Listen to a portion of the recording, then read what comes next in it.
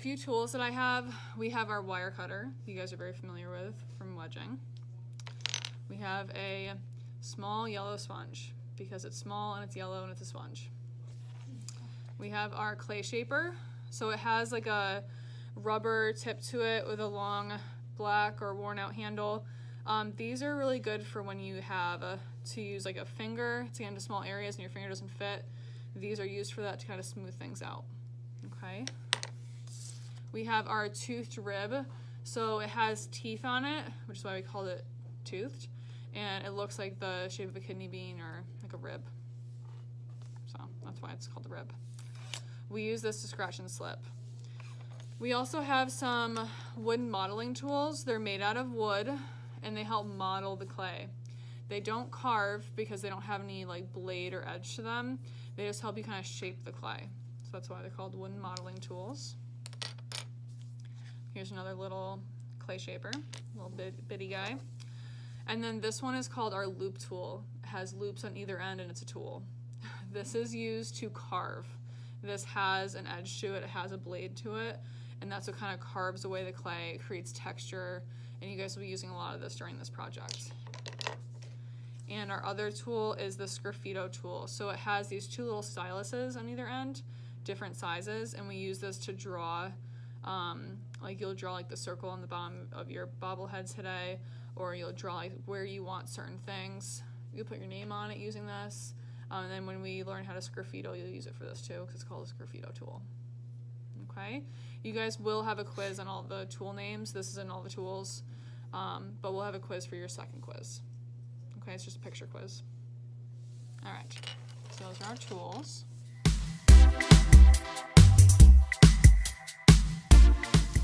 So I have my 2-pound ball of clay.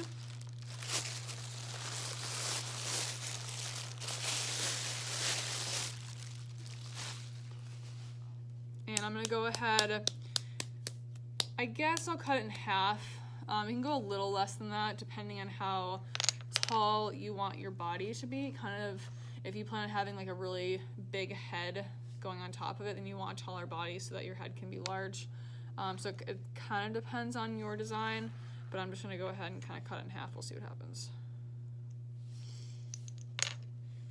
When you're not using a part of clay, you always want to make sure to wrap it up.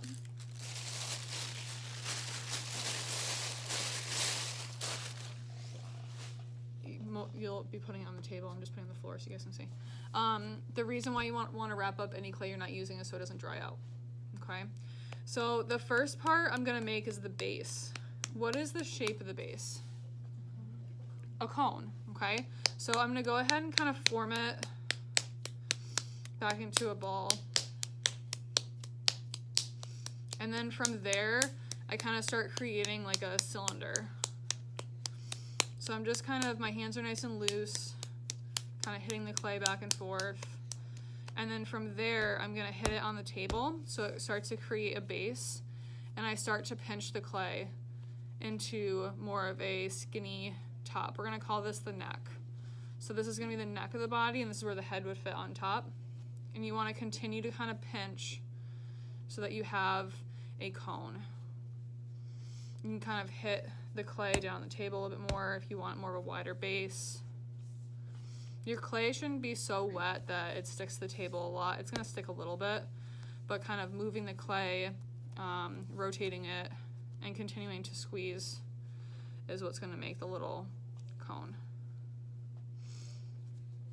What is the size of our bobblehead total? What's the height?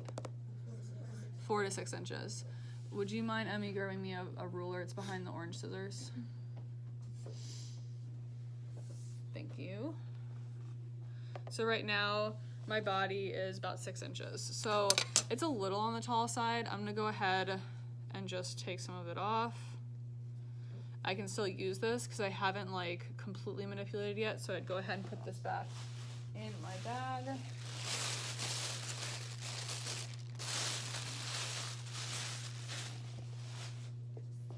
And then I'm gonna go ahead and reform. So knowing the dimensions that you want for your bobblehead is gonna be really important. Our hands make rounded objects. So by just kind of squeezing the clay, it's going to create more of a rounded object than a flat object. So the table is what creates a flat object. And that's super important when it comes to when you guys make your next project, which will be the coil vessel. What was a part of the neck that I reminded you guys you really have to make sure of? Yeah, so it has to have a rounded neck. If it has a flat neck, then the bobblehead's just going to sit nice and flat on it. You want it nice and rounded. And you want the base wide enough so it actually can hold up the weight of the head. Okay? So that looks pretty good. The next step I'm going to have you guys do is you're going to pick up your base, you'll grab your needle tool, and you're going to draw a circle, leaving about 1/2 inch, 1/4 inch like ring on the outside, like this, so you can see how there's like a little bit of extra happening. You're going to be carving out the circle part. So you're going to carve out the inside of the circle. Why do I need to carve this part out?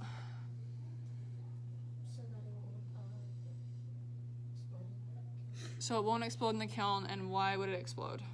Air. It's too thick. There could be air trapped in it, right? And then also, it would take so long for this chunk of clay to dry out. Okay? So what out of the tools that I have in front of me, which tool do you think would be the best one to use to start to carve out? The loop tool. The loop tool, right? And we have a bunch of different sizes. So this is one of our larger loop tools. We also have a smaller loop tool that you could grab as well. You're probably going to want the smaller loop tool when you get closer to the top of the neck. So, but start off with the larger one towards the bottom. This tool does take a lot of clay away.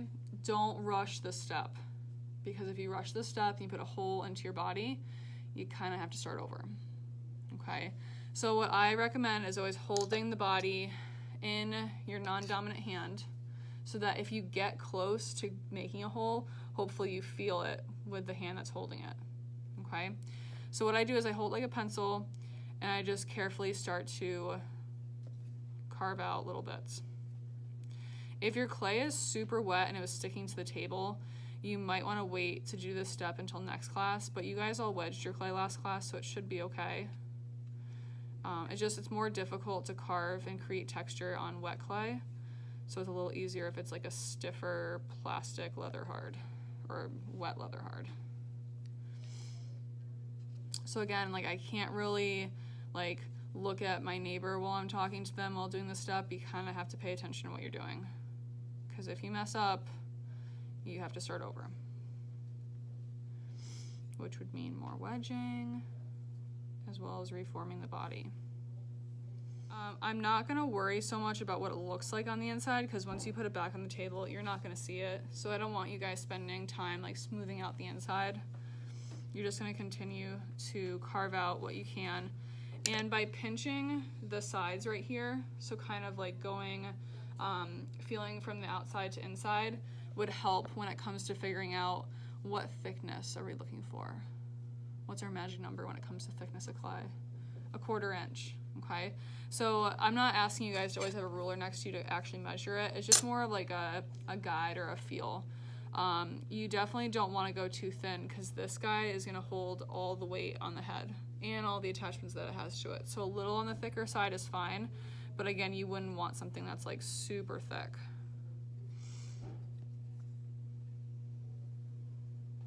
So I'm continuing to carve out.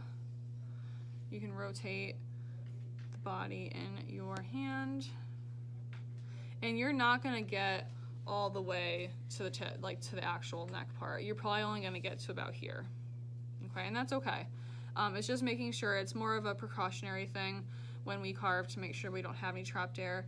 I have sometimes when doing this, if I've been using clay that I didn't wedge all the way, I will notice that I'm carving out some air pockets, which is good. It means that I'm avoiding some explosion. So when it comes to exploding, some kids are like super nervous about, what if my project explodes? Do I get a bad grade?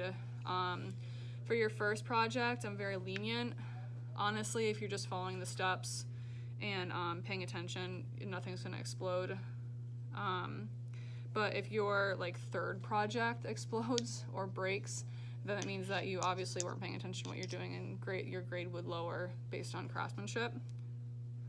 But I'm a little bit more forgiving in the beginning. Okay, so this is what it looks like on the inside. I will leave this out for you guys to kind of actually pick up and feel, so you can kind of get an idea of the thickness that you want. So I'm gonna leave that to the side.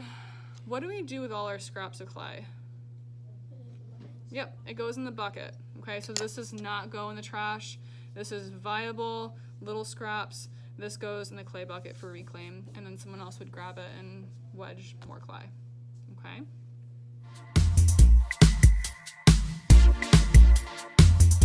So I'm gonna go ahead and hit it into a ball again. What shape is our head? Like a half circle, a dome. Something I forgot to mention to you guys. I know that this is gonna look like a mushroom. I don't want you guys making mushrooms.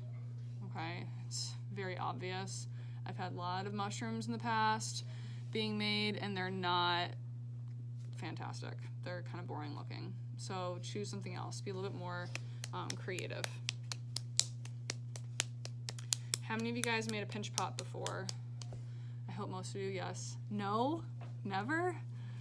I bet you have, you just don't remember, because ceramics or clay in elementary school, you guys usually make pinch pots. Preschool, yep.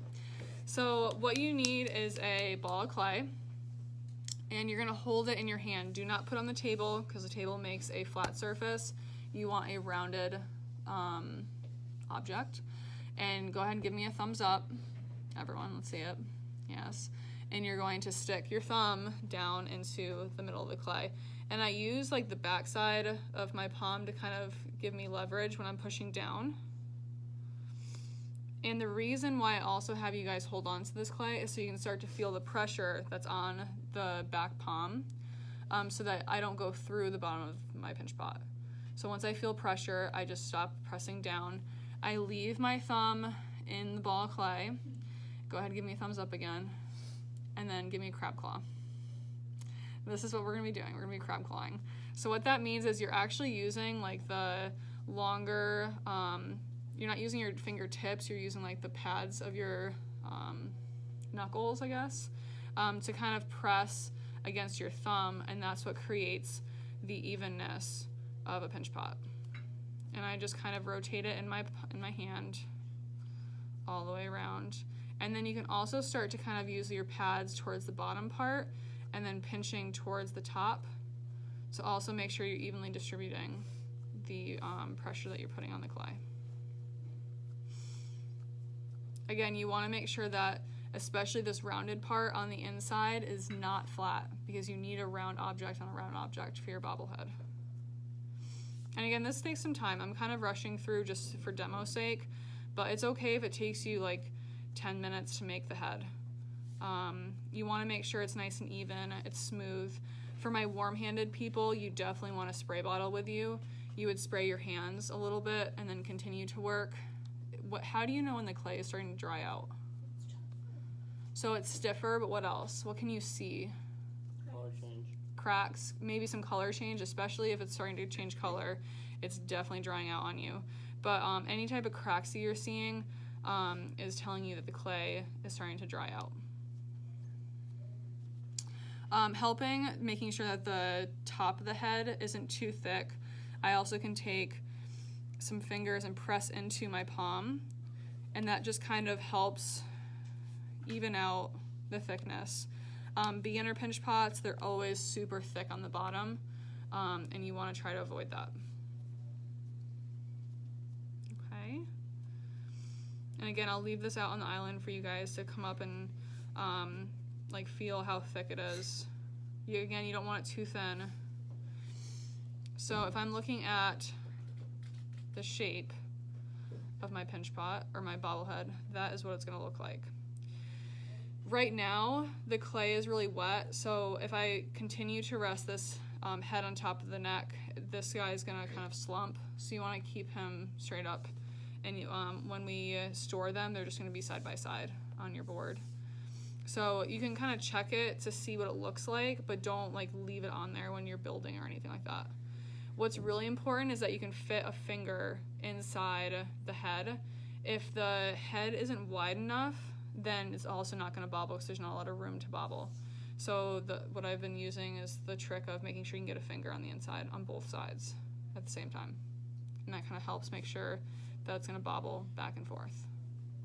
Okay? All right. So whenever we rest our head, it's always going to be like up, like straight up. We never want to put it this way because it's going to flatten it. Okay, so that's my head and body. If you guys notice that you made a head that's a little too long, so if you put it down and it comes down too far, you can cut it using a fettling knife, and I'll show you how to do that if you make it just too long. So don't like freak out. If it's too small, you can probably like pinch a little bit more.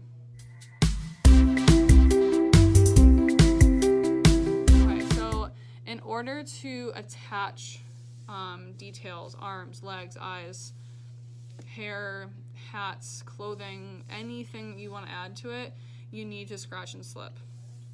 So we have our slip container,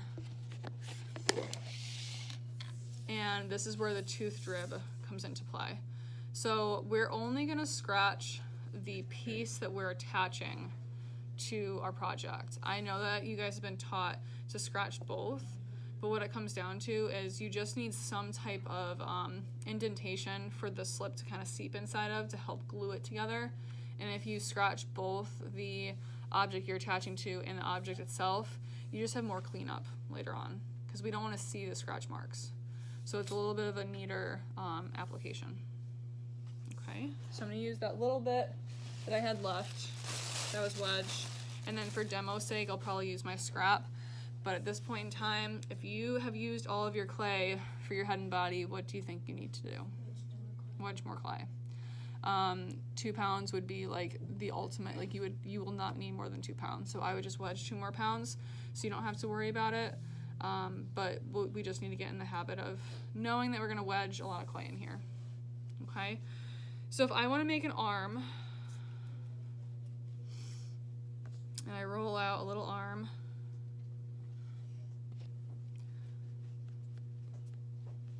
what was the width? How far out can we go from the body? 5 inches. So if I'm looking at this and I have 2.5 being in the middle, my arm should not be farther out than here. Okay? So if I try to attach this onto here, what's gonna happen? It's just gonna fall off. It's gonna crack, it's gonna break. We are working with gravity here. We can't work against it. Well, we are working against it, but we have to make sure that we're understanding that when things are not attached properly, it's just going to fall off. Okay? So having like little arms, or if you want like spaghetti arms for some reason, you could always attach to one side and then have it attach to the body again, and that would ensure that it has 2 attachments attached to a static object so that it's not going to break. Okay, so I'll use the elephant trunk as an example. Some kids will have like this trunk that they want coming off this way. Gravity's not going to allow that. So what you could do is actually have like something like this kind of happen so that it becomes a little bit more attached. Okay? So just be smart about what you're trying to attach, because if it breaks and it falls off later on, we can't do anything about it. Once it dries, it dries. So if I'm going to go ahead and shorten this little guy. And again, I'm making really basic shapes. I expect that you guys would make something a little bit more intricate. You could always take, again, it would be a fettling knife that I didn't grab, but you could take a fettling knife, cut it in half, and create some type of little joint. So it creates like the elbow and the arm and like the top, or the wrist and the top of where the arm is. Something like that, and then attach it so it just becomes a little bit more realistic or has some more movement to it. So if I want to attach these 2 pieces together, how would I go about doing that? What do I need to do? Scratch. So I'm going to go ahead and scratch the part that I'm going to attach, and then I'm going to dip my finger and slip, dab it on. We can't be too stingy with the slip because the slip is the glue that attaches the 2 pieces. If we don't use slip, when the clay starts to dry, it shrinks and they'll just shrink apart from each other and they'll fall apart. So you want to make sure you really add a good amount of slip, give it a little bit of a wiggle when you are attaching stuff, and then kind of smoothen the attachment with your finger or with a clay shaper or with a wooden modeling tool to kind of help attach that a little bit. So this is the shoulder, that's going to be the wrist, and then I'd go ahead and attach it like this. Okay, so again, I'm going to go ahead and scratch this little bit and this little bit. Add some slip. Using a finger for the slip, honestly, is easier. Some kids use tools, but we only have so many tools in here. And then I'm going to give a little bit of a wiggle and a little bit of a wiggle. So I said before, it's a lot easier to add details or texture when the clay is a little on the stiffer side. So you want to attach things as soon as possible, but when it comes to like adding detail, you might want to wait until it stiffens up a little bit. So adding as much as you can and then waiting for the next class until you like clean things up. But I will be asking you guys to make sure that the seams of where things are attached are nice and clean, and if you have a hard time getting to a spot, a clay shaper helps. But we don't want like all this extra slip hanging out. We want to go ahead and clean that up using some type of tool or our finger, just to make it a little bit more cleaner. And what's the other thing that I should have done before attaching this arm? What should I have looked for? Yes, to see if it gets in the way of the head. So when I put this on top, what's hiding? Almost completely, right? So if I notice that ahead of time, or I notice that in time, I can go ahead and move that arm down. Check again, that looks better. And then maybe add just a little bit more slip back to that little attachment area and attach it back on. Okay, and just cleaning up any other slip that I have. Okay. Things like fingers, like if I go ahead and try to add little fingers to this individually is gonna be really hard. So trying to create like, I don't know, like a little circle and then kind of like putting in little, they're not gonna look super realistic, but putting in little indents to kind of give the illusion of hands would work. Some kids have tried like eyelashes. It's done, but don't do it individually. You kind of have to create like a pad of clay and then cut away some of the clay to give the illusion of like a full lash. Same with hair. You have to kind of like, if you want like individual spikes, you can make individual spikes pretty easy. Just by kind of rolling out a ball of clay, creating a little, almost like a mini body that we just did, like that, and then scratching and slipping and putting it on. That would work. But if you want like a full head of hair, some kids have done like a really thin pad of clay and then kind of cut away at it to make it look like it's like flowing hair or movement. So that would work well. But just kind of think about like the delicacy of some of these details you guys are trying to do. You may have to kind of fudge it a little bit and like mess around to figure out the best way that works with the material that we're using. Okay. So when it comes to the head, do you remember the fox that was in the PowerPoint that I showed you guys? And how I said I really liked how you could actually see like the bone structure, so you actually give the illusion that the eye was within the eye socket. So what you can do is what they did is they just kind of rolled out a little coil, and using your sgraffito tool, you could actually draw like where you would want the eye to be and where you'd want the little nose to end up, somewhere around here, and then kind of giving yourself a line to figure out where that eye socket would be. And it's like super light, you can't really see it, but I can see it. So then what I would do is I would kind of form this little coil, scratch and slip it, and then attach it to that area that I just did, or I just made. And then from there, you can actually smooth it in. So it becomes part of the body. So the arm, for instance, unless he's wearing some type of shirt, you want to actually smooth in the joint that's attached to the body, because we don't have seams where our arms are attached to our bodies. And that's the same thing goes for any type of facial feature. It should be almost smoothed in so it becomes a little bit more part of the body. It's growing from the body. So I would smooth this in all the way. And it doesn't have to be perfect for the first day that you do it, but just making sure it's really well attached. You can also impress, so I'm taking my thumb and actually pressing in right below where I just made that bone for the eye socket, and actually making the socket itself, so it creates a little bit more of an indent. And then taking another piece of clay, scratching and slipping, and then putting it on the inside. So just create something that's just a little bit more three-dimensional than just literally drawing on an eye. Okay. Same thing would go for like a nose. What's like the basic shape of a nose? A triangle, right? So you would just form the shape of a triangle, stick it on, then from there smoothen the attachments or smoothen the seams and start to kind of manipulate it a little bit more. Okay. Any questions about like how to attach certain things or how to make certain things?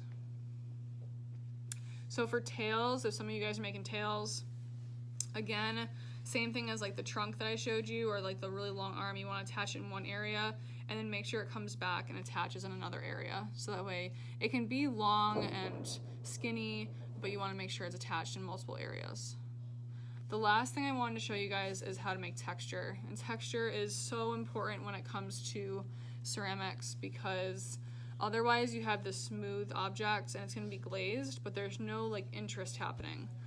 Sam has a really like textured sweater on. That type of texture would be really cool to put in your project. Also, if you're making like a dinosaur or a dragon or something with scales, it'd be really cool, or like fish scales. So what I like to use are the different size loop tools. The large one might not be the best option for you. We have smaller ones in there. But what you would do is you would actually take your tool, and the texture is one of the last things you would do to your project because it's kind of like the finishing mark. But you would take your tool and actually press into it. And you guys can kind of play around with different ways of pressing in the tool. Maybe I want this one so it's a little bit more, or a little less dramatic. Maybe I want the rounded one to do more like a fish scale. Again, using a smaller loop tool is going to give you a different effect. I also have the wooden modeling tools. Sometimes have these like teeth on them. You can also press those in to create some type of texture. The only tool that you cannot use to create texture is going to be the tooth drib. Do not use tooth drib to make texture. It doesn't look good. It creates all of these like little like burrs and like fuzzy, gross, sharp textures, and it's lazy. Okay, I want you guys to really think outside the box. You can pretty much use any tool in different ways to create some type of texture. Okay, besides the tooth drib. We good? To wrap up your project, you're going to take your board that's wrapped in plastic. You're going to put your another bag open on top of it.